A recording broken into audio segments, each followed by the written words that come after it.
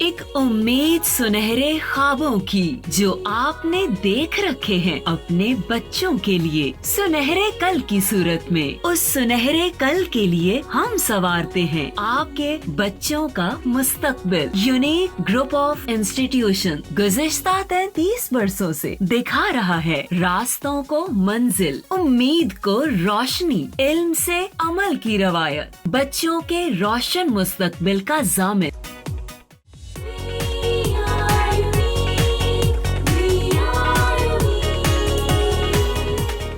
बिस्मिल्लाहिर्रहमानिर्रहीम। My name is Sobia Amin. 9th class के online lecture series के नेक्स्ट लेक्चर के साथ बेटा आज हमने पढ़ना है प्रिंसिपल ऑफ मूवमेंट्स। अच्छा, इस टॉपिक को पढ़ने से पहले मैं थोड़ा सा आप लोगों को पीछे से रिवाइज़ करा दूं कि हमने अपने लास्ट टॉपिक में क्या पढ़ा था। बेटा हमने अपने लास्ट टॉपिक में पढ़ा टॉर्क के बारे में, और उससे पहले हमने rigid body and axis of rotation के बारे में पढ़ा था। ठीक है, ये सारी चीज़ें आगे से फर्दर एक दूसरे के साथ रिलेट करती हैं, तो इसलिए इसको मैं थोड़ा सा रीन्यू करा दूं कि हमने रिजिड बॉडी के बारे में क्या पढ़ा था। एक ऐसी बॉडी जिसके ऊपर अगर हम एक फोर्स अप्लाई करते हैं तो बॉडी में किसी किस्म की कोई डीफॉर्मेशन प्रोड्यूस नहीं होती, या उन पार्टिकल्स के बीच में जिनसे वो पूरी बॉडी कंपोज हुई होती है, उन पार्टिकल्स के सेंटर्स के बीच में किसी किस्म का कोई डिस्टेंस चेंज नहीं होता, तो ऐसी बॉडी को हम क्या बोलते हैं, रिजिड बॉडी कहा जाता है। उसके बाद फिर हमने पढ़ा था बेटा कि एक्सिस ऑफ रोटेशन क्या होता है। एक्सिस का मतलब होगा कि वो लाइन या वो पॉइंट जिसके अक्रॉस कोई बॉडी रोटेट करेगी, वो लाइन और वो पॉइंट क्या कहलाता है, एक्सिस ऑफ रोटेशन कहलाता है। जिसमें हमने बात की थी कि अगर कोई एक रिजिड बॉडी है और वो रिजिड बॉडी एक पॉइंट के अक्रॉस रोटेट करती है, तो उस रिजिड बॉडी के जितने पेयर्स ऑफ पार्टिकल्स होंगे वो भी सारे के सारे इसी लाइन के अक्रॉस जो है वो मोशन शो करती हैं। तो इन दैट केस बेटा उन पार्टिकल्स की मोशन सर्कुलर होती है, लेकिन एज ए होल उस रिजिड बॉडी की मोशन रोटेटरी मोशन होती है। फिर हमने बात की बेटा टॉर्क के बारे में कि टॉर्क क्या होता है कि अगर हम किसी भी ऑब्जेक्ट के ऊपर कोई फोर्स अप्लाई करते हैं तो फोर्स की अप्लाई करने से बॉडी में रोटेशनल इफेक्ट प्रोड्यूस हो जाता है, टर्निंग इफेक्ट प्रोड्यूस हो जाता है। इस क्वांटिटी को नाम क्या दिया गया है, टॉर्क। यूँ समझ लीजिए कि turning effect of the force is called the torque, जिसमें हमने एग्जांपल ली थी कि अगर आप बेटा किसी डोर का हैंडल घुमाते हो तो आपने फोर्स अप्लाई की, वो हैंडल अपने एक एक्सिस के क्रॉस क्या करता है, रोटेशन शो करता है, तो वहाँ भी क्या चीज़ प्रोड्यूस हो रही है, टॉर्क प्रोड्यूस हो रहा है। सिमिलरली आप कोई लेड पेंसिल शार्पनर के अंदर जो है उसको शार्प कर रहे होते हो, तो इन दैट केस वहाँ भी आप फोर्स अप्लाई करते हो, तो वो भी एक एक्सिस के अक्रॉस वो बॉडी क्या करती है, वो पेंसिल क्या करेगी, रोटेट करेगी, तो वहाँ भी क्या चीज़ प्रोड्यूस होता है कि फोर्स के अप्लाई करने से बॉडी में रोटेशन प्रोड्यूस हो जाती है। उसी को हम क्या बोलते हैं, टॉर्क कहा जाता है। आप एक डोर को ओपन करते हो तो वो डोर हिंग्स के अक्रॉस जो है वो अपनी मोशन शो करता है, वहाँ भी फोर्स के अप्लाई करने से क्या चीज़ प्रोड्यूस होती है, टॉर्क प्रोड्यूस होता है। उसके साथ साथ बेटा हमने कहा था कि अगर हमने एक शॉर्ट आर्म स्पैनर लिया है और एक लॉन्ग आर्म स्पैनर लिया है, तो हमने एक नट को ओपन करना है। शॉर्ट आर्म स्पैनर से जो हम फोर्स लगाएंगे वो हमें ज़्यादा लगानी पड़ती है, लेकिन अगर हम लॉन्ग आर्म स्पैनर यूज़ करते हैं तो वहाँ पे टॉर्क प्रोड्यूस करने के लिए हमें फोर्स क्या करनी पड़ती है, कम लगानी पड़ती है। तो वहाँ से हमने बाकायदा एक्सप्लेन किया था कि लॉन्ग आर्म स्पैनर में जो बेसिकली उसका मूवमेंट आर्म होता है वो लॉन्ग हो जाता है, जिसकी वजह से वहाँ पे रोटेशन प्रोड्यूस करना ईजी हो जाता है। तो टॉर्क के लिए बाकायदा हमने फॉर्मूला लिखा था बेटा कि टॉर्क क्या होता है, torque is the product of force and movement arm, movement arm. अच्छा, अब टॉर्क को हमने कहा कि टी से रिप्रेजेंट किया जाता है, थोड़ा इटालियन स्टाइल में टी लिखा जाएगा, फोर्स एफ से रिप्रेजेंट होगी और मूवमेंट आर्म को एल से रिप्रेजेंट किया जाता है। और वहीं पे बेटा हमने बात की थी कि अगर हमारे पास जो है ये एक रिजिड बॉडी है, ये इस पॉइंट के अक्रॉस जो है इसको हम रोटेट कराना चाहते हैं, तो मैं यहाँ पे लगा रही हूँ फोर्स। ये पॉइंट जो है या ये लाइन जिसके क्रॉस ये रोटेट करेगी, this will be the axis of rotation, और एक्सिस ऑफ रोटेशन क्या है, ए लाइन और a point across which a body rotate is called the axis of rotation.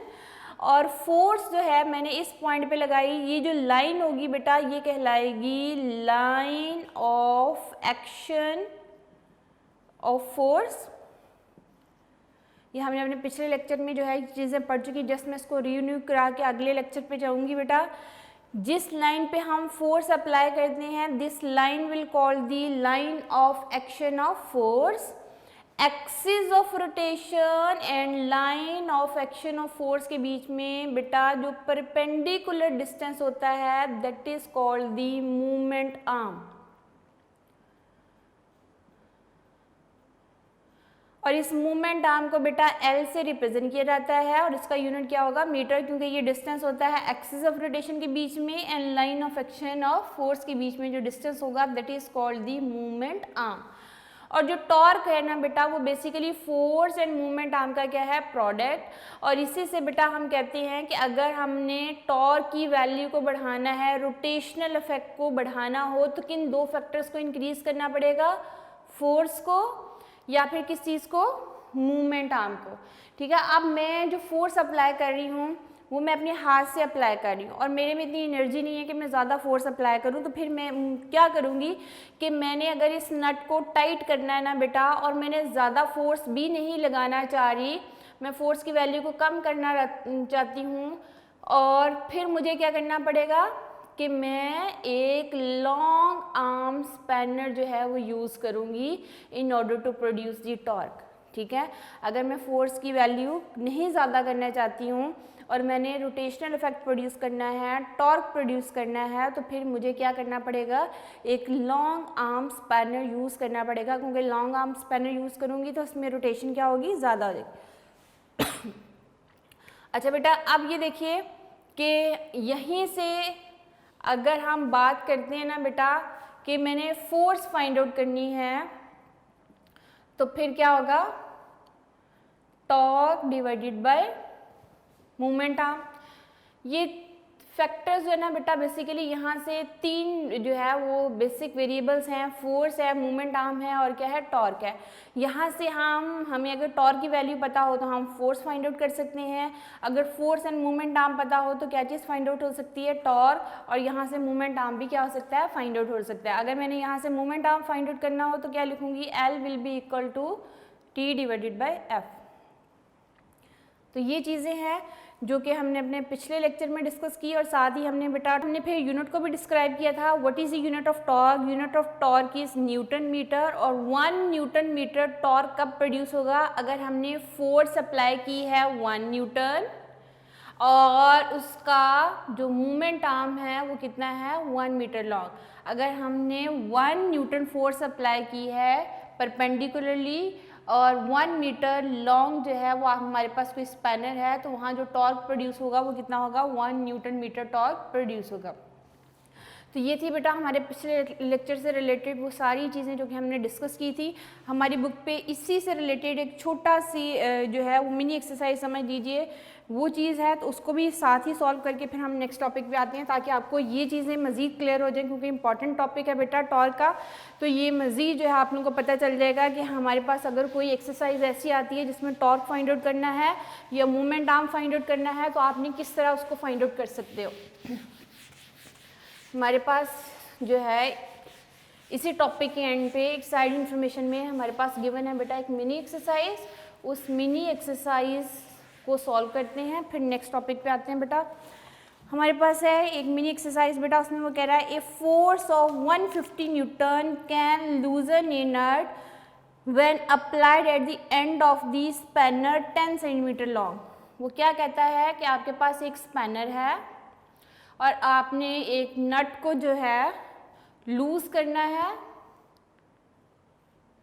ये नट है, नट को लूज करना है, तो इसमें जो स्पैनर यूज़ किया है बेटा दैट इज़ दी 10 सेंटीमीटर, और जो फोर्स अप्लाई की जा रही है वो है 150 न्यूटन। ये है स्पैनर की लेंथ जो कि सेंटीमीटर में गिवन है, हम इसको मीटर में चेंज कर लेंगे। ओके, और इसमें दो जो है बेटा क्वेश्चन है, गिवन डाटा में लिख लेते हैं। फोर्स है जी 150 न्यूटन और जो लॉन्ग स्पैनर जो है उसका मूवमेंट आर्म इस फोर्स का वो है 10 सेंटीमीटर, और हम इसको कन्वर्ट करेंगे मीटर में, तो बेटा 10 डिवाइडेड बाय 100 आ जाएगा, तो ये आ जाएगा 0.1 मीटर। क्लियर है। अब इसमें फर्स्ट पार्ट में वो कह रहा है what would be the length of the spanner to loosen the same nut with 60 newton force, यानी हमने length of spanner find out करनी है अगर हम फोर्स कितनी अप्लाई करें, 60 न्यूटन फोर्स अप्लाई करें। सेकेंड पार्ट में बेटा वो कह रहा है how much force would be sufficient to loosen it with 6 centimetre long spanner, कि हमें फोर्स कितनी लगानी पड़ेगी अगर लेंथ ऑफ स्पैनर कितनी हो, 6 सेंटीमीटर हो। ठीक है, तो अब इसके दो पार्ट हैं। पहले पार्ट में बेटा हम जो है पहले फाइंड आउट करेंगे टॉर्क। टॉर्क होगा force multiply by moment arm. तो फोर्स है बेटा 150 और जो मोमेंट आर्म है उसका फोर्स का वो कितना है 0.1। तो यहाँ से बेटा 150 मल्टीप्लाई बाय इसका पॉइंट ख़त्म करें तो आपके पास जो है ये 10 आ जाएगा, ये 0 कैंसिल आउट, तो आपके पास कितना आएगा 15 न्यूटन मीटर जो है वो टॉर्क आ गया। अब वो फर्स्ट पार्ट में कहता है कि अगर फोर्स कितनी अप्लाई की जाए 60 न्यूटन तो लेंथ कितनी होगी। अब टॉर्क ये आपके पास आ गया है और उसके बाद आपने अगर फोर्स बेटा 60 न्यूटन अप्लाई करनी है तो फिर से टॉर्क का फर्स्ट पार्ट जब सॉल्व करेंगे तो उसमें torque will be equal to force multiply by moment arm. अब टॉर्क कितना निकला है बेटा 15 न्यूटन मीटर और फोर्स जो है अब लगाई जा रही है 60 न्यूटन, ये हमारे फर्स्ट पार्ट के लिए। तो आपने मोमेंट आर्म कैलकुलेट करना है, तो यहाँ से मोमेंट आर्म जो है बेटा उसको कैलकुलेट करेंगे तो 50 डिवाइडेड बाय 60, ये न्यूटन मीटर है और फिर ये 60 न्यूटन था, न्यूटन न्यूटन से कैंसिल आउट हो जाएगा और 50 को 60 पे बेटा डिवाइड कर देंगे, जो आपके पास आंसर आएगा वो यहाँ लिख लिया जाएगा। ठीक है, अभी मेरे पास कैलकुलेटर नहीं है तो नहीं तो मैं आपको कैलकुलेट कर देती। 15 डिवाइडेड बाय 60 करोगे बेटा, यहाँ जो आंसर आएगा वो आपके पास किस में आ जाएगा, मीटर में आ जाएगा। आपने इसको वापस कन्वर्ट करना अगर सेंटीमीटर में तो वो भी किया जा सकता है। वो आप लोगों को पता है कि अगर सेंटीमीटर है और उसको मीटर में कन्वर्ट करना है तो डिवाइडेड बाय 100 होगा, और अगर मीटर है तो सेंटीमीटर में कन्वर्ट करना है तो फिर कैसे करेंगे, मल्टीप्लाई बाय 100 कर देंगे। ठीक है, ये हमारे पास आ जाएगा। और सेकेंड पार्ट में बेटा वो क्या कह रहा है कि अगर स्पैनर की लेंथ कितनी हो 6 सेंटीमीटर हो तो फिर फोर्स कितनी अप्लाई करनी पड़ेगी, कि वो क्या कह रहा है कि लेंथ ऑफ स्पैनर 6 सेंटीमीटर हो, इसको मीटर में कन्वर्ट कर लेते हैं, that will be equal to 6 divided by 100, ये मीटर में आ जाएगा तो ये आई थिंक 0.06 मीटर आ जाएगा। और यहाँ पे टॉर्क यही वैल्यू होगी जो हमने इनिशियली कैलकुलेट कर ली है, that is the 15 newton metre. तो यहाँ से फोर्स कैलकुलेट करेंगे सेकेंड पार्ट के लिए, तो फिर से फॉर्मूला बेटा torque is equal to force multiply by moment arm, और यहाँ से बेटा हमने कैलकुलेट करना है फोर्स की वैल्यू कैलकुलेट करनी है, तो यह आ जाएगा torque divided by moment arm. Torque की वैल्यू है बेटा 15 न्यूटन मीटर और जो मोमेंट आर्म है आपके पास ये है 0.06 मीटर।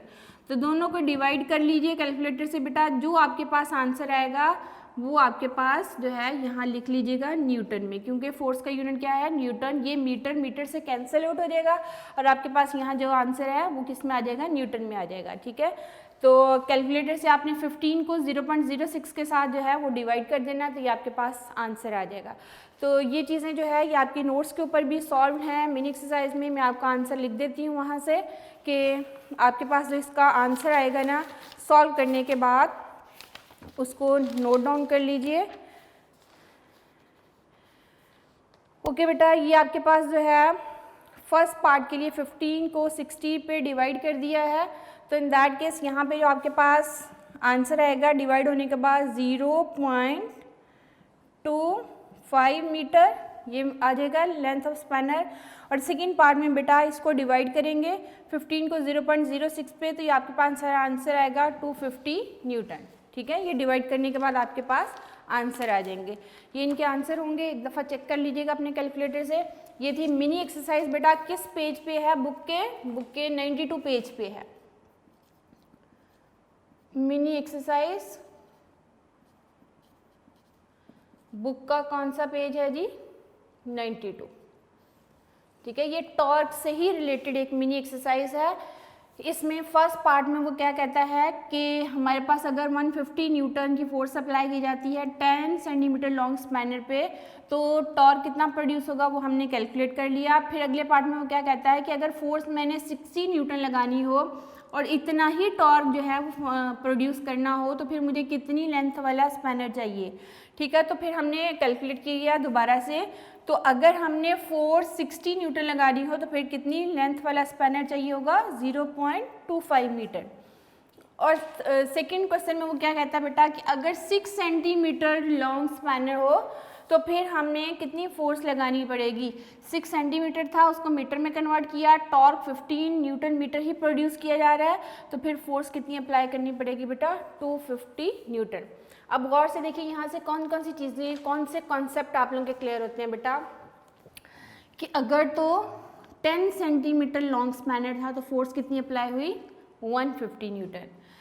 लेकिन अगर हमने उतना ही टॉर्क प्रोड्यूस करना है और फोर्स की वैल्यू को कम करना है तो फिर बेटा आपको जो लेंथ वाला स्पैनर चाहिए वो कितना होगा?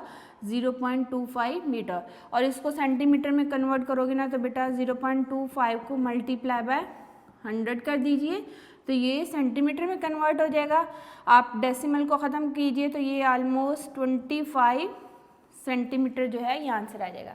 तो इसका मतलब है कि अगर मैंने जो है फोर्स पर कम लगानी है, 60 न्यूटन लगानी है, तो मुझे कितनी लेंथ वाला स्पैनर चाहिए? 25 सेंटीमीटर वाला। तो लॉन्ग आर्म स्पैनर चाहिए होगा। अब यहाँ वो कहता है कि अगर मैंने 6 सेंटीमीटर जो है वो शॉर्ट आर्म स्पैनर यूज़ किया है तो फिर कितनी फोर्स लगानी पड़ेगी? देखिए शॉर्ट आर्म स्पैनर में फोर्स की वैल्यू कितनी निकली है? 250 न्यूटन। तो हमने कॉन्सेप्चुअली यही बात की थी बेटा कि अगर मैं फोर्स की वैल्यू कम लगाना चाहती हूँ और उतना ही टॉर्क प्रोड्यूस करना चाह रही हूँ तो फिर क्या होगा कि शॉर्ट आर्म स्पैनर पे फोर्स ज़्यादा लगानी पड़ती है, लेकिन लॉन्ग आर्म स्पैनर पे फोर्स क्या करनी पड़ती है? कम लगानी पड़ती है उतना ही टॉर्क प्रोड्यूस करने के लिए। तो ये बेटा उस टॉपिक से रिलेटेड थी, टॉर्क वाले टॉपिक से रिलेटेड थी। वहाँ आपके कॉन्सेप्ट मज़ीद क्लियर होते हैं कि फोर्स कितनी होगी, मूवमेंट आर्म कितना होगा उसका, हमें कम फोर्स अप्लाई करनी है तो फिर मुझे कितनी आर्म वाला स्पैनर चाहिए, अगर मैंने ज़्यादा फोर्स लगानी है तो फिर मैं कितनी जो है स्पैनर की लेंथ यूज़ करूँगी। तो ये चीज़ें जो है आप कैलकुलेट भी कर सकते हैं और कॉन्सेप्ट को भी मज़ीद इन्हांस किया जा सकता है। अब इसके बाद जो आज का टॉपिक है ना बेटा वो है प्रिंसिपल ऑफ मूवमेंट्स। आज जो हमने टॉपिक पढ़ना है छोटा सा टॉपिक है, that is the principle of movements.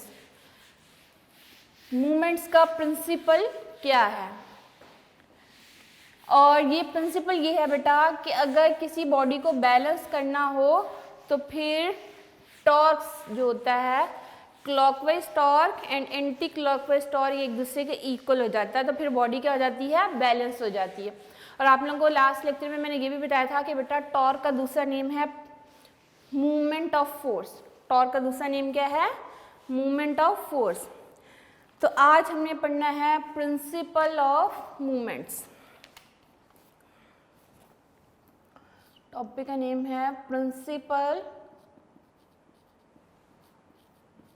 Of movements.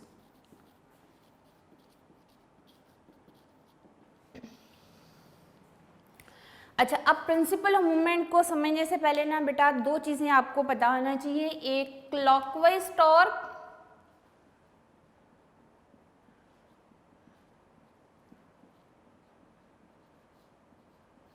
और दूसरा आप लोगों को एंटी क्लॉकवाइज टॉर्क का भी पता होना चाहिए। अब और से देखो बेटा टॉर्क क्या है? Turning effect. और टर्निंग इफेक्ट कब प्रोड्यूस होता है? जब आप फोर्स लगाते हो। अब फोर्स की डायरेक्शन बहुत काउंट करेगी कि फोर्स आप किस डायरेक्शन में लगा रहे हो और बॉडी किस डायरेक्शन में रोटेट करती है। ठीक है, अब ये देखो बेटा जब हम बात कर रहे थे स्पैनर की, ये एक स्पैनर है, मैंने इस नट को लूज़ करना है, ये टाइट करना है, ठीक है। अगर मैंने इस नट को टाइट करना हो तो फिर फोर्स इस डायरेक्शन में लगाई जाएगी, ठीक है। अब जब फोर्स इस डायरेक्शन में लगाई जाएगी तो इसमें जो टर्निंग इफेक्ट, जो टॉर्क प्रोड्यूस होगा, आपको पता है ये जो नट है वो यूं घूमेगा, यूं रोटेट करेगा। इसका मतलब है कि जो इसमें टॉर्क प्रोड्यूस होगा ना, उसकी डायरेक्शन किस तरफ होगी, क्लॉकवाइज। जैसे ये आपके पास एक क्लॉक है, इसमें आपको पता है ये नीडल्स हैं जो कि इस डायरेक्शन में रोटेट करती हैं, ठीक है। अगर इस डायरेक्शन में रोटेशन होगी तो फिर इस टॉर्क को जो है वो हम बोलते हैं क्लॉकवाइज टॉर्क, कि अगर बॉडी में इस डायरेक्शन में रोटेशन प्रोड्यूस होती है तो यहाँ जो टॉर्क प्रोड्यूस होगा इसको बोला जाता है क्लॉकवाइज टॉर्क। और क्लॉकवाइज टॉर्क कब प्रोड्यूस होगा, जब फोर्स भी किस तरफ लगाई जाएगी, क्लॉकवाइज डायरेक्शन में। कि जिस तरह क्लॉक की नीडल्स जो हैं वो रोटेट करती हैं, इस तरह अगर टॉर्क प्रोड्यूस हो फोर्स अप्लाई करने से तो यहाँ जो टॉर्क प्रोड्यूस होगा उसको बोला जाता है बेटा क्लॉकवाइज टॉर्क। और जो क्लॉकवाइज टॉर्क होता है इसको पॉजिटिव लिया जाता है, और जो एंटी क्लॉकवाइज टॉर्क होता है उसको बेटा नेगेटिव लिया जाता है, ठीक है। ये रूल्स जो हैं वो डिस्क्राइब किए गए हैं। अगर तो फोर्स अप्लाई की जा रही है क्लॉकवाइज डायरेक्शन में, यानी क्लॉकवाइज डायरेक्शन में फोर्स अप्लाई करने से जो हमारे पास रोटेशन प्रोड्यूस होती है ना बेटा, वो भी क्लॉकवाइज डायरेक्शन में। यहाँ जो रोटेशन प्रोड्यूस होगी वो भी किस डायरेक्शन में है, क्लॉकवाइज डायरेक्शन में। तो यहाँ जो टॉर्क प्रोड्यूस होगा उस टॉर्क को नाम क्या दिया जाएगा, क्लॉकवाइज टॉर्क। तो हम कह सकते हैं in order to tight the nut we apply the force in the clockwise direction, thus the torque or turning effect produced in that case will be clockwise torque, या will call the clockwise torque। कि clockwise direction में force लगाने से एक नट को tight करने के लिए हमें फोर्स अप्लाई करनी पड़ती है क्लॉकवाइज डायरेक्शन में, और वहाँ पे जो टॉर्क प्रोड्यूस होगा उस टॉर्क को नाम क्या दिया जाएगा, क्लॉकवाइज टॉर्क, ठीक है। तो इसका मतलब क्या होगा कि हमने जब क्लॉकवाइज टॉर्क प्रोड्यूस करना है तो फिर हमें नट को क्या करना है, टाइट करना है।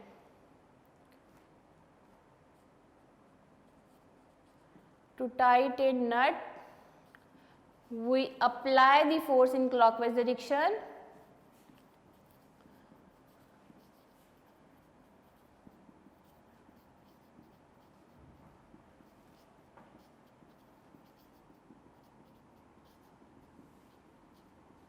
thus the torque, और टॉर्क का दूसरा नेम क्या था, मूवमेंट ऑफ फोर्स। टॉर्क का दूसरा नेम क्या है बेटा, movement of force will be clockwise and that torque is called the clockwise torque.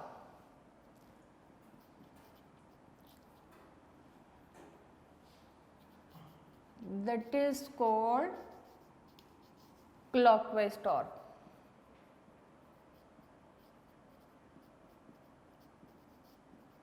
यानी फोर्स क्लॉकवाइज डायरेक्शन में अप्लाई करने से जो टॉर्क प्रोड्यूस होगा वो क्या कहलाएगा, क्लॉकवाइज टॉर्क। और अगर हमने नट को ओपन करना हो, ठीक है, अगर बेटा नट को क्या करना हो, ओपन करना हो, टू ओपन दी नट, फिर हमें फोर्स की डायरेक्शन इस डायरेक्शन में नहीं बल्कि किस तरफ लगानी पड़ेगी, ऊपर की तरफ लगानी पड़ेगी। तो फिर हम जो डायग्राम ड्रॉ करेंगे तो वो ऐसे नहीं होगी। उसमें अगर हमने जो है नट को टाइट करना है तो फिर हमें क्लॉकवाइज डायरेक्शन में लगानी पड़ती है, लेकिन अगर नट को लूज़ करना हो, यानी मैंने इसको खोलना है इस नट को, तो मेरे पास इसमें जो रोटेशन प्रोड्यूस होगी यूं प्रोड्यूस होनी चाहिए रोटेशन, इसको लूज़ करने के लिए रोटेशन इस तरफ प्रोड्यूस होनी है, तो फिर मैंने फोर्स डाउनवर्ड डायरेक्शन की बजाय किस तरफ लगाऊंगी, इस पॉइंट पे मैं फोर्स लगाऊंगी, लेकिन अब उसकी डायरेक्शन किस तरफ होगी, अपवर्ड। तो इस फोर्स को लगाने से, यानी अब जो फोर्स की डायरेक्शन है वो किस डायरेक्शन में, देखिए इन नीडल्स की ऑपोजिट है, यानी ये क्लॉक की नीडल्स जो हैं ये इस तरफ जा रही हैं, तो ये क्लॉकवाइज डायरेक्शन होगी, इसके ऑपोजिट होगी तो इसको हम बोलते हैं एंटी क्लॉकवाइज। ये है क्लॉकवाइज डायरेक्शन और इसके ऑपोजिट क्या होगी, एंटी क्लॉकवाइज डायरेक्शन। तो अब बेटा मैंने जो फोर्स अप्लाई की है वो एंटी क्लॉकवाइज डायरेक्शन में है, तो यहाँ जो टॉर्क प्रोड्यूस होगा उस टॉर्क को बोला जाएगा एंटी क्लॉकवाइज टॉर्क।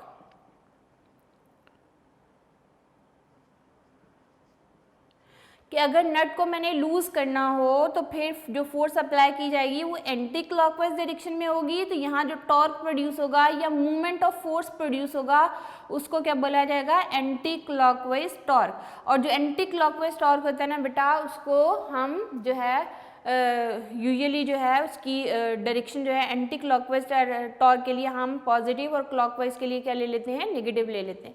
तो ये कुछ रूल्स हैं जिनको फॉलो करते हुए जो है हम प्रिंसिपल मूवमेंट को डिस्क्राइब करेंगे। और प्रिंसिपल मूवमेंट क्या है बेटा, कि प्रिंसिपल मूवमेंट की जब हम बात करते हैं कि बॉडी ने बैलेंस तब होना होता है जब ये clockwise torque and anti clockwise torque एक दूसरे के क्या हो जाते हैं, इक्वल हो जाते हैं। तो यहाँ पे बेटा हमने अगर एंटी क्लॉकवाइज टॉर्क की बात की है तो फोर्स एंटी क्लॉकवाइज डायरेक्शन में अप्लाई करनी पड़ेगी, लेकिन अगर हम क्लॉकवाइज टॉर्क की बात करते हैं तो फिर जो फोर्स होगी वो हम किस डायरेक्शन में अप्लाई करते हैं, क्लॉकवाइज डायरेक्शन में अप्लाई करते हैं। तो यहाँ पे जब एंटी क्लॉकवाइज टॉर्क की बात करेंगे तो बेटा हम जो नट है उसको लूज करते हैं, to loosen the nut we apply the force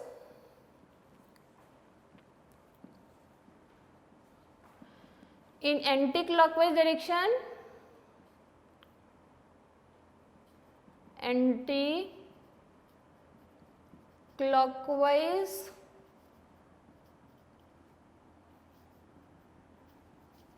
direction, thus the torque produced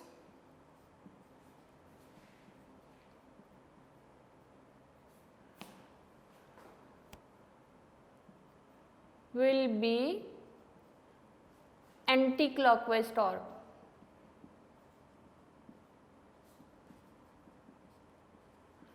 यानी तब जो टॉर्क प्रोड्यूस होगा उसको क्या बोला जाएगा, एंटी क्लॉकवाइज टॉर्क। अच्छा, अब यहाँ से दो बातें बेटा आपको क्लियर होगी कि क्लॉकवाइज टॉर्क कब प्रोड्यूस होना है, अगर हम फोर्स क्लॉकवाइज डायरेक्शन में अप्लाई करेंगे तो फिर क्लॉकवाइज टॉर्क प्रोड्यूस होगा, अगर फोर्स एंटी क्लॉकवाइज डायरेक्शन में अप्लाई हो रही होगी तो फिर टॉर्क कौन सा प्रोड्यूस होगा, anti clockwise torque.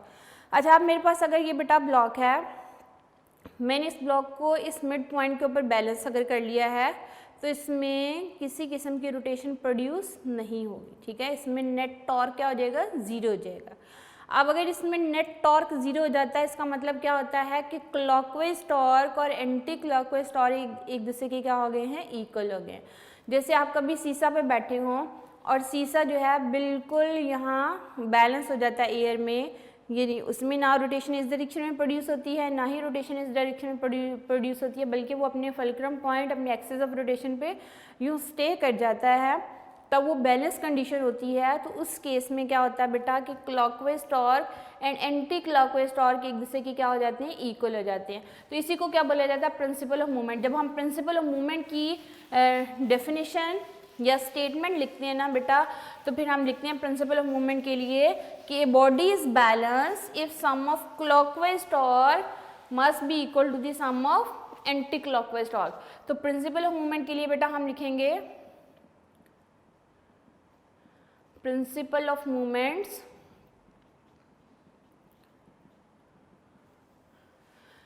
A body is balance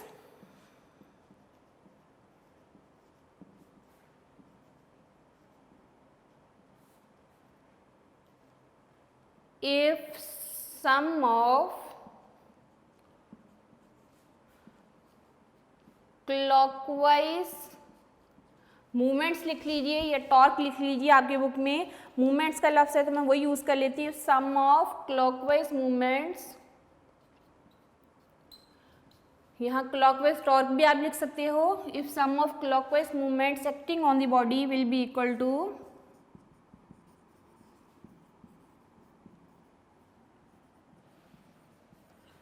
acting on the body is equal to the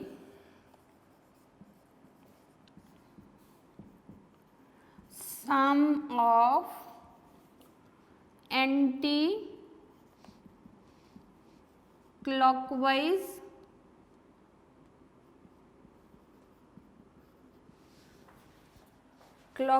movements, clockwise movements acting on it.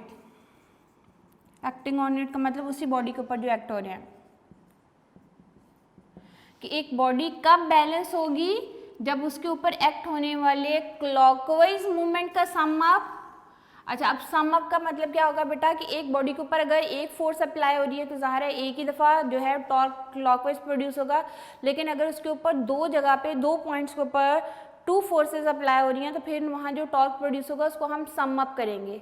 अगर 3 पॉइंट के ऊपर फोर्सेस अप्लाई हो रही हैं तो 3 जगह पे जो है वो फोर्सेस टॉर्क प्रोड्यूस कर रही होंगी, तो वहाँ पे हम सम ऑफ जो है टॉर्क की बात करेंगे, एक टॉर्क वहाँ प्रोड्यूस नहीं होगा। तो क्योंकि 3 फोर्सेस अप्लाई करने से वहाँ जो टॉर्क प्रोड्यूस होगा उन सबका सम अप किया जाएगा। ठीक है, if sum of clockwise movements acting on the body is equal to the sum of anti-clockwise movements acting on it। Body ने कब बैलेंस होना है, कि जब clockwise movement and anti clockwise movement एक दूसरे की क्या हो जाती हैं, इक्वल हो जाती हैं, बॉडी क्या हो जाएगी, बैलेंस हो जाएगी। जैसे हम बात करते हैं बेटा, अगर एक शीशा की बात कीजिए, ये है एक शीशा, ठीक है। यूजुअली जब आप किसी पार्क में जाते हो तो जो शीशा होगा उसमें इनिशियली जो है ये बैलेंस नहीं होता, ये इसका फलक्रम पॉइंट है जहाँ पे ये रोटेट करता है। इनिशियली क्या होता है बेटा, ये अगर साइड ऊपर है तो ये साइड क्या होगी, नीचे होगी, ये होता है। ठीक है, इनिशियली ये शीशा आप जब पार्क में जाओगे तो ये यूँ होगा, एक साइड नीचे और एक साइड कहाँ होती है, ऊपर। अब फौरन क्या होता है, एक बच्चा जाके इस साइड पे बैठ जाता है, एक बच्चा इस साइड पे बैठ जाता है, और फिर इसको बैलेंस करने की कोशिश करते हैं। तो फिर क्या होगा, जब ये बैलेंस होगा बेटा, ये अपनी किस स्टेट में होगा, इस स्टेट में होगा। जब ये बैलेंस हो जाएगा, ये इसका fulcrum point, axis of rotation, जहाँ पे ये शीशा रोटेट करता होता है, जब ये बैलेंस हो जाएगा ना बेटा, फिर क्या होगा, जो पर्सन यहाँ बैठा हुआ है और जो पर्सन यहाँ बैठा हुआ है, दोनों के वेट की वजह से जो और मूवमेंट आर्म जो प्रोड्यूस किए जा रहे हैं, वहाँ पे जो टॉर्क है ना बेटा, वो क्लॉकवाइज एंड एंटी क्लॉकवाइज एक दूसरे की इक्वल हो जाता है। अब ये वाला जो पर्सन है ना बेटा, ये प्रोड्यूस कर रहा है क्लॉकवाइज टॉर्क,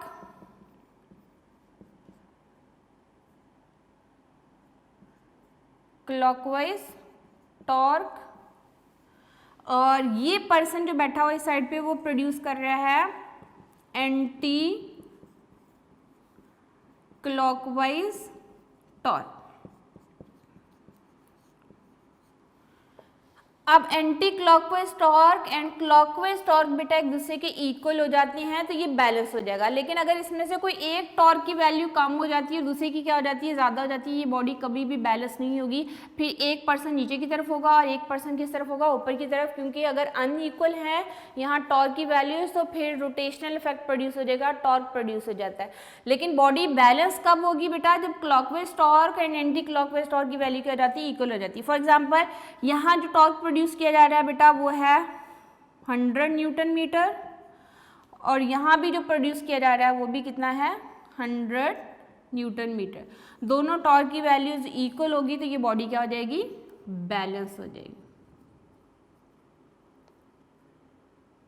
और अगर ये बैलेंस नहीं होगी तो इसका मतलब है कि यहाँ अनइक्वल टॉर्क जो है वो प्रोड्यूस किए जा रहे हैं, फिर बॉडी बैलेंस रहती है। बॉडी बैलेंस कब होगी, जब clockwise torque and anti clockwise torque एक दूसरे की क्या हो जाते हैं, इक्वल हो जाते हैं। ठीक है, इसकी बेटा बड़ी इंपॉर्टेंस है। इंपॉर्टेंस कैसी है बेटा, कि हमें पता है कि अगर यहाँ टॉर्क प्रोड्यूस किया जा रहा है तो फिर यहाँ से हम इस ऑब्जेक्ट का कितना वेट होगा वो कैलकुलेट कर सकते हैं। अगर हमें इसकी कंप्लीट लेंथ, इस सीसा की कंप्लीट लेंथ का पता हो, यानी यहाँ से लेके यहाँ तक जो है कितनी लेंथ है, ये इसका एक्सिस ऑफ रोटेशन है, यहाँ से लेके यहाँ तक इसका मोमेंट आर्म होगा, और इस ऑब्जेक्ट का या इस फोर्स का मोमेंट आर्म यहाँ से लेके यहाँ तक होगा। ठीक है, अगर हमें इनके मोमेंट्स आर्म का पता हो तो फिर हम इसमें से अगर एक बॉडी का मास पता है या वेट पता है तो हम दूसरे बॉडी का वेट क्या कर सकते हैं, कैलकुलेट कर सकते हैं। अगर हमें दोनों बॉडीज़ का वेट पता है तो फिर हम यहाँ से इन मोमेंट आर्म की वैल्यू किसी एक की कैलकुलेट की जा सकती है। तो ये चीज़ें जो है बेटा बड़ी इंपॉर्टेंस रखती हैं। आगे एग्जाम्पल जो हम सॉल्व करेंगे उसमें भी ये चीज़ें आपको क्लियर होंगी। अब ये देखिए कि बॉडी ने बैलेंस कब होना है, जब clockwise torque and anti clockwise torque एक दूसरे के क्या हो जाएंगे, इक्वल हो जाएंगे, तब बॉडी बैलेंस होगी। और यही क्या कहलाता है, प्रिंसिपल ऑफ मूवमेंट कहलाता है। क्या बेटा अगर इस पर्सन ने, ये जो दो बच्चे हैं यहाँ पे इन्होंने रोटेशन प्रोड्यूस करनी है तो फिर इनको थोड़ा अपना मूवमेंट आर्म चेंज करेंगे तो ये अनइक्वल टॉर्क होंगे, तो फिर एक बॉडी ऊपर चली जाएगी और दूसरी बॉडी कहाँ आ जाएगी, नीचे आ जाएगी। अक्सर आपने देखा होगा कि जो बच्चे इस सीसा पे खेल रहे होते हैं वो बार बार अपना मूवमेंट आर्म चेंज करते हैं। मूवमेंट आर्म के चेंज करने से टॉर्क की वैल्यू चेंज होगी और वहाँ रोटेशनल इफेक्ट प्रोड्यूस होता है। कभी ये बच्चा जो है ऊपर की तरफ जाता है, कभी दूसरा जो है वो नीचे की तरफ आ रहा होता है, फिर ये ऊपर की तरफ जाता है। वहाँ वो सिर्फ मूवमेंट आर्म की वैल्यूज जो है वो चेंज कर रहे होते हैं, जिसकी वजह से वहाँ पे जो टॉर्क जो है वो प्रोड्यूस होता है, उसमें फिर डिफरेंट टॉर्क प्रोड्यूस हो रहते हैं इस साइड पे और दूसरी साइड पे, तो जिसकी वजह से वो इजीली जो है वो वहाँ पे रोटेशनल इफेक्ट प्रोड्यूस कर सकते हैं by just changing the movement arm. लेकिन वो बैलेंस कब होगा बेटा, जब क्लॉकवाइज टॉर्क और एंटी क्लॉकवाइज टॉर्क एक दूसरे के क्या हो जाएंगे, इक्वल हो जाएंगे। यही है प्रिंसिपल ऑफ मूवमेंट। इसमें 3 शॉर्ट जो है बेटा पूछे जा सकते हैं। आपसे ये पूछा जा सकता है what is the clockwise torque, इसकी डेफिनेशन आपको लर्न करनी पड़ेगी बेटा। ओके, जो टॉर्क प्रोड्यूस होगा बेटा क्लॉकवाइज डायरेक्शन में फोर्स अप्लाई करने से वो कहलाएगा क्लॉकवाइज टॉर्क, और जो एंटी क्लॉकवाइज टॉर्क का प्रोड्यूस होता है बेटा अगर हमने जो फोर्स अप्लाई की है वो एंटी क्लॉकवाइज डायरेक्शन में है और नट को यूजुअली लूज करने के लिए वो फोर्स अप्लाई की जाती है, तो वहाँ जो टॉर्क प्रोड्यूस होगा वो क्या कहलाएगा, एंटी क्लॉकवाइज टॉर्क।